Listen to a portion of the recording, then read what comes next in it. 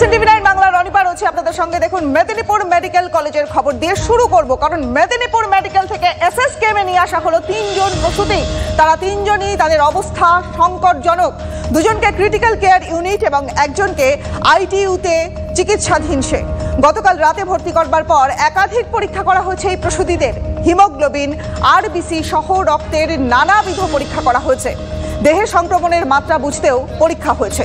সিসিইউয়ে চিকিৎসাধীন প্রসূতির ডায়ালিসিস করার সম্ভাবনা রয়েছে। প্রসূতিদের চিকিৎসায় তৈরি করা হয়েছে 6 সদস্যের একটা মেডিকেল বোর্ড। আজ ফের বৈঠকে ওই মেডিকেল বোর্ডে রয়েছেন সিসিইউ, অ্যানাস্থেসিস্ট, নেফ্রোলজি, স্ত্রীরোগ মেডিসিনের চিকিৎসকরা।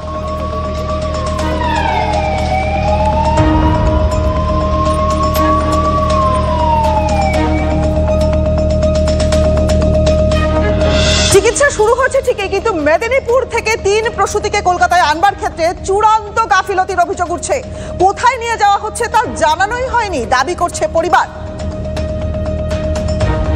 সিকিউরিটি তো ঢুকতে দেয়নি, ডাক্তারের সাথে কথা বলবো কি করে, সে তো ঢুকতে দেয়নি।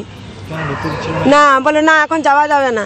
ট্রান্সফার যে করছে, সে যে কথা বলছে আমার মেয়েটা, যে ভর্তি করার পরে কি করলো জানিনি, বলতে পারবো না। সেই থেকে আমার মেয়েটা আর কথা বলে না। আর কদিন হলো বলো? ইঞ্জেকশন 3,500 টাকা করে কিনতে হয়েছে, কলকাতা থেকে আবার ব্লাড নিয়ে যেতে হয়েছে। আমরা যখন পেশেন্টটা তুলছি তখন পর্যন্ত আমাদেরকে বলেনি যে পেশেন্ট যাবে, ওখানে বলেনি। গাড়িতে উঠছে এই অ্যাম্বুলেন্সে, তাও বলেনি যে এই রুগীটা উঠবে, এরকমও বলে না।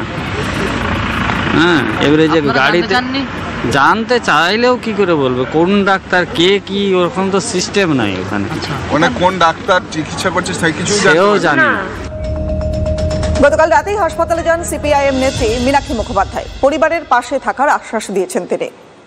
মেদিনীপুর জেলা হসপিটাল এখানে রেফার করেছে, তো ওরা তো নিজেরা ভর্তি করতে আসেনি।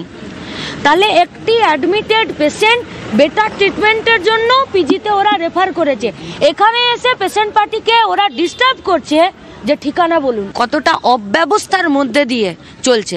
আসলে মেদিনীপুর মেডিকেল কলেজটাতে র্যাকেট চলছে, র্যাকেট, জাল ওষুধের। আমরা রাতভর থাকবো কিনা সেইটা বড় ব্যাপার নয়। এটা ভাবুন, গোটা রাজ্যে রাতভর এরকম অসংখ্য পেশেন্টরা এরকম সরকারি হসপিটালের বাইরে রাত জাগছে, ভরসা করছে হসপিটালের উপর, ডাক্তারের উপর, ডাক্তারের প্রেসক্রাইব করা ওষুধের উপর। সব থেকে আশঙ্কার খবর কি জানেন? গত বছরে মার্চ এপ্রিল মাসে উত্তরবঙ্গ মেডিকেল, সেখানে 5 জন প্রসূতির মৃত্যু ঘটেছিল। তার নেপথ্যেও কি সেই পশ্চিমবঙ্গ ফার্মাসিউটিক্যালের রিঙ্গার ল্যাকটেট? ইঙ্গিত বলছে উত্তরবঙ্গ মেডিকেলের সুপারের বক্তব্য। গঠিত হয় তদন্ত কমিটি, সেখানে বন্ধ করা হয় এই রিঙ্গার ল্যাকটেটের ব্যবহার।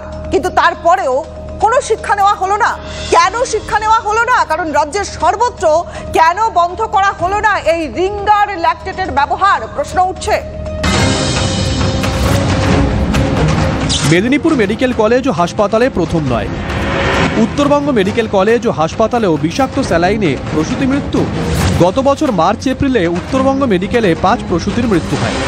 তাদের মৃত্যুর নেপথ্যেও কি সেই পশ্চিমবঙ্গ ফার্মাসিউটিক্যালের নিষিদ্ধ রিঙ্গার ল্যাকটেট? অন্তত তেমনটা ইঙ্গিত উত্তরবঙ্গ মেডিকেলের সুপারের বক্তব্যে।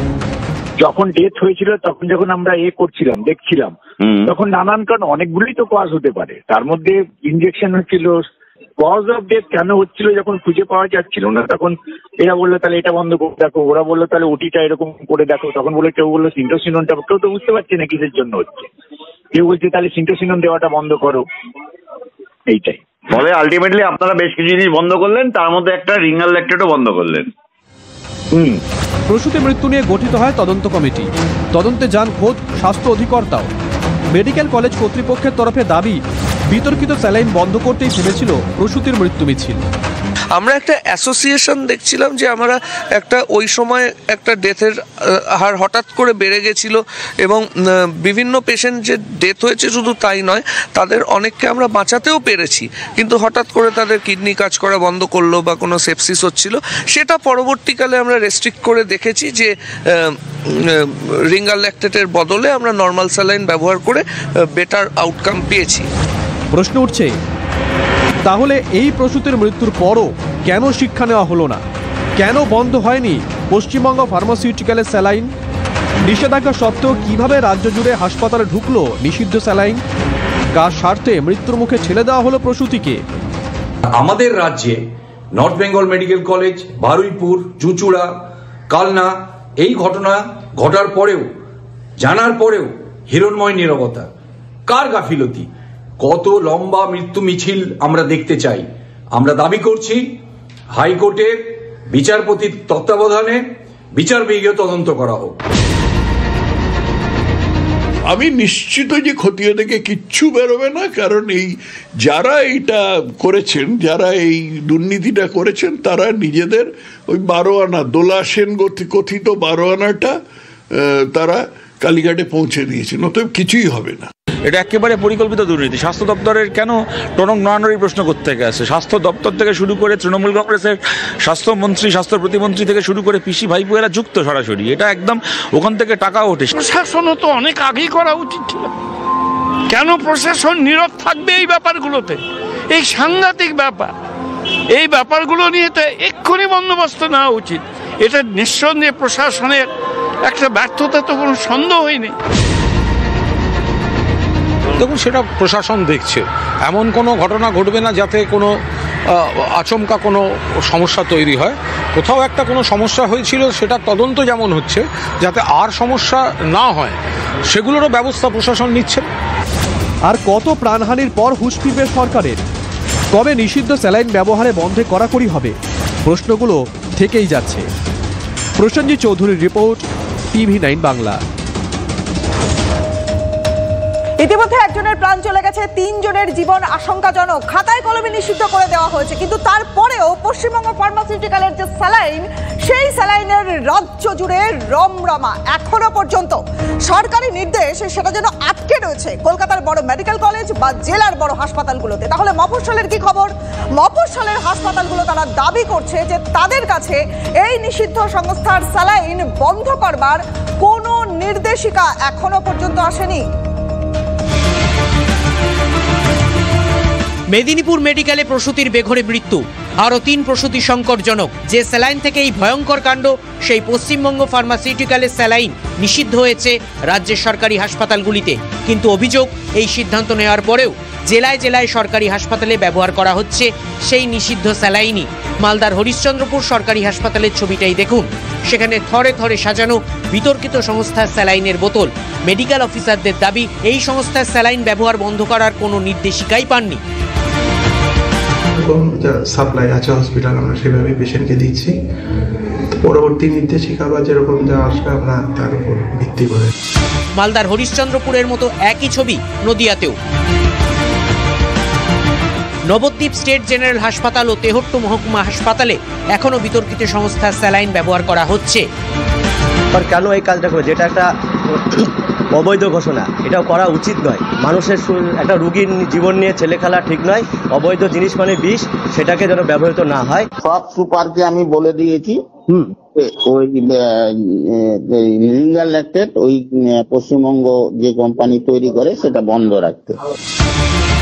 এত কিছুর পরেও বিতর্কিত সংস্থার স্যালাইন প্রয়োগ করা হচ্ছে উত্তর দিনাজপুরের একাধিক সরকারি স্বাস্থ্যকেন্দ্র ও হাসপাতালে। চাকুলিয়া ব্লক প্রাথমিক স্বাস্থ্যকেন্দ্র, করণদিঘি গ্রামীণ হাসপাতাল ও ইসলামপুর সুপার স্পেশালিটি হাসপাতালে।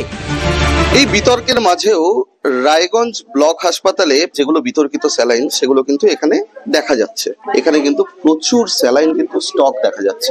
ওই জায়গাটা সরিয়ে রাখা হয়েছে, তার মানে ওইটা আমাদের স্টক, এটা না। স্টক আমাদের হাসপাতালের ভেতরে আমাদের ইনডোরে স্টোর আছে, স্টোর থেকে আমরা স্টক ইউজ করি। জনস্বাস্থ্য নিয়ে ছিনিমিনি খেলার অভিযোগ। যে সংস্থার স্যালাইন নিয়ে কর্ণাটক তোলপাড় হয়ে গেল, সেই পশ্চিমবঙ্গ ফার্মাসিউটিক্যালের স্যালাইন নিষিদ্ধ করতে লেগে গেল বেশ কিছুটা সময়। শুধু কি তাই, সরকারিভাবে নেওয়া সিদ্ধান্ত সর্বস্তরে প্রয়োগ করা সম্ভব হয়নি, সেই ছবিও উঠে এলো বিভিন্ন জেলা থেকে। সুব্রতোষ ভট্টাচার্য, মহাদেব কুণ্ডু ও রূপক ঘোষের রিপোর্ট, TV9 বাংলা। যে খবরে আমরা নজর রেখেছিলাম যে মফস্বলের হাসপাতালগুলো তারা দাবি করছে যে তাদের নিষিদ্ধ সংস্থা স্যালাইন বন্ধ করার কোনো নির্দেশিকা আসেনি। ঠিক এমনই খবর কিন্তু TV9 বাংলার খবরের জেরে এবার ঘুম ভাঙলো মালদার হরিশ্চন্দ্রপুর। সেখানকার গ্রামীণ হাসপাতাল থেকে এবার সরানো হলো পশ্চিমবঙ্গ ফার্মাসিউটিক্যালের স্যালাইন। কথা বলবো আমাদের সহকর্মী সুব্রত এই মুহূর্তে রয়েছেন আমাদের সঙ্গে। সুব্রত, এই যে মালদার হরিশ্চন্দ্রপুর থেকে গ্রামীণ হাসপাতাল থেকে সরানো হলো এই স্যালাইন, এটা যথেষ্টই কার্যকরী ভূমিকা পালন করলো তাহলে? হ্যাঁ, একদমই তাই। এবং আমাদের খবর সম্প্রচারের পরেই জেলা শাসক এই বিষয়ে জানতে চান জেলা স্বাস্থ্য দপ্তরের কাছে এবং জেলার মুখ্য স্বাস্থ্য আধিকারিকের সঙ্গে তিনি কথা বলেন এবং দ্রুত নির্দেশ দেন যে ওই যা যা স্যালাইন আছে সেগুলো সরিয়ে ফেলতে হবে, অন্য স্যালাইন ব্যবহার করতে হবে।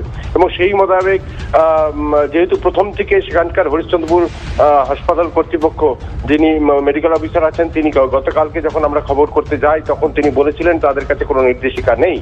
এরপরেই কিন্তু জেলা মুখ্য স্বাস্থ্য আধিকারিক নির্দেশ দেন যে সমস্ত যা যা স্যালাইন ওই বিতর্কিত যে ম্যানুফ্যাকচার্ড বাই যে সংস্থা রয়েছে সেই সংস্থা স্যালাইন সরিয়ে দিতে হবে এবং তারপরেই সঙ্গে সঙ্গে হাসপাতাল কর্তৃপক্ষ সরিয়ে দেয়। এমনকি বেশ কিছু রোগীর সেই স্যালাইন চলছিল, সেই চলাকালীন অবস্থাতে সেই সমস্ত স্যালাইন সরিয়ে দেওয়া হয়েছে। মজুত করা ছিল প্রচুর স্যালাইন, সেগুলোও সরিয়ে দেওয়া হয়েছে। কিন্তু কথা হচ্ছে যে এখানে কিন্তু এর পরে একটা আতঙ্ক তৈরি হয়েছে। বহু রোগী এই দাবি করছেন যে তাদের অনেকে তাদের অত টাকা পয়সা নেই যে বেসরকারি হাসপাতাল বা নার্সিংহোমে ভর্তি হবেন, তাদেরকে তো সরকারি হাসপাতালেই যেতে হচ্ছে। তো সেই সরকারি হাসপাতালে গিয়ে তাহলে মানে নিরাপদ ভাবে তো চিকিৎসাটাও হবে না এবং তারাও এটা দাবি করছেন যে এই ধরনের স্যালাইন যদি দিয়ে দেয় তাহলে কি হবে। তো এই ভয়ে কিন্তু বহু রোগী ভর্তি হচ্ছেন না। কিছু কিছু রোগী যারা দ্রুত ওখান থেকে রেফার করানোর চেষ্টা করছেন, হাসপাতাল ছেড়ে চলে যাচ্ছেন, এই বিষয়টাও কিন্তু রয়েছে। একেবারে সুব্রত, সাধারণ রোগী যারা বা রোগীর পরিজনেরা তারা এখন স্যালাইন দেখলেই ভয় পাবেন, এটাই স্বাভাবিক। কিন্তু এই যে মালদার হরিশ্চন্দ্রপুরে এই যে অভিনব উদ্যোগ নেওয়া হলো, এটা সমস্ত হাসপাতালে উদ্যোগ নেওয়া উচিত।